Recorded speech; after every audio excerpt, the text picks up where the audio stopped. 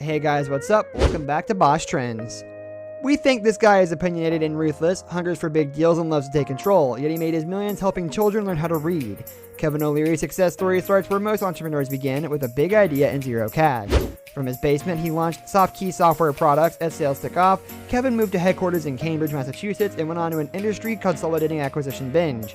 With that in mind, here's how Kevin O'Leary acquired a big fortune. Number 1, here's how I think of my money. As soldiers, I send them out to war every day. I want them to take prisoners and come home, so there's more of them. In 1999, Kevin sold his company to the Malatoy Company for a staggering $3.7 billion, one of the largest deals ever done in the consumer software industry. To keep his money working hard, he took control of his wealth from his lackluster money managers and founded his own mutual fund company, O'Leary Funds. He raised hundreds of millions of dollars from investors whose shares get paid while you wait yield-oriented value investing philosophy. He shares his tips and tribulations with a national television audience and turns the street upside down in the process. First question. Well, it's not just a credit card. I think people should have 2 credit cards. First of all, one with a low limit, maximum of $2,500, and this is the one you put online with all those services. You can put... Number 2, don't cry about money, it never cries for you. As a self-proclaimed ecopreneur, Kevin looks hardest for investments that make money and are environmentally friendly. While he's not squeezing the market from his office in West Palm Beach, he travels the world looking for new opportunities to deploy his capital. He is a founding investor and director of Stream Global, an international business outsourcing company. He is on the investment committee of Boston's prestigious 200-year-old Hamilton Trust and is the chairman of O'Leary Funds. He also serves on the executive board of the Richard Ivey School of Business. Kevin escapes on the weekends with his family to his luxurious cottage that spreads over prime Canadian wilderness on the shore of an ancient glacial lake. I can't do this. I can't be an employee. And I tell that story to other entrepreneurs to realize once you get that passion, once you have that desire, that's the only thing that matters. And that's why. Number 3, invest for the long term. O'Leary advises you funnel whatever money you can into investments that will grow over time. This is advice I'll give you no matter what age you are, O'Leary says. When you make money, I don't care if it's a gift for your birthday present, or you have a job on the side, or you're scooping ice cream, or whatever it is. You have to take 10% of your paycheck every 2 weeks and invest it. People say, I can't afford that, I can barely afford my rent. He continues, but it's not true. You buy crap you don't need every day. Investors like Mark Cuban and Warren Buffett recommend investing in low-cost S&P 500 index funds, which is an affordable way to invest in the largest 500 companies in the stock market.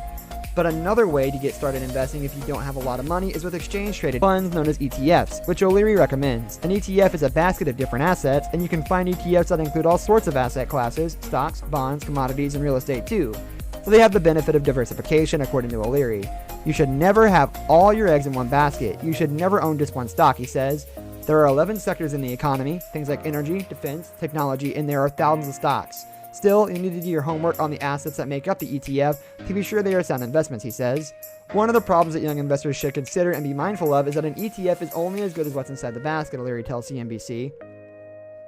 O'Leary founded a company that offers ETFs called O-Shares, ETF Investments, which specifically targets dividend-paying stocks. A dividend is money that a company pays its shareholders, typically every quarter. By investing in stocks that pay dividends, you can spend or reinvest the amount paid out by the company without having to touch your initial investment, leaving it to grow. It's a lesson you learn from his mother. My mom understood a very basic premise, he explains. Never spend the principal, only the interest. Number 4, stop buying crap. First, you need the money to invest. If you don't think you have any, think again, O'Leary says. The truth is, there's a lot of crap you don't need, O'Leary tells CNBC Make It. So evaluate your spending, and if you're wasting money on extraneous purchases, save it instead. What I want to do, and what has really helped me in maintaining growth in my personal savings, is anytime I pick up something I'm going to buy, I say to myself, do I really need this, he explains? Because if I don't buy it, the money is going to be invested and make money every year for me while I'm sleeping.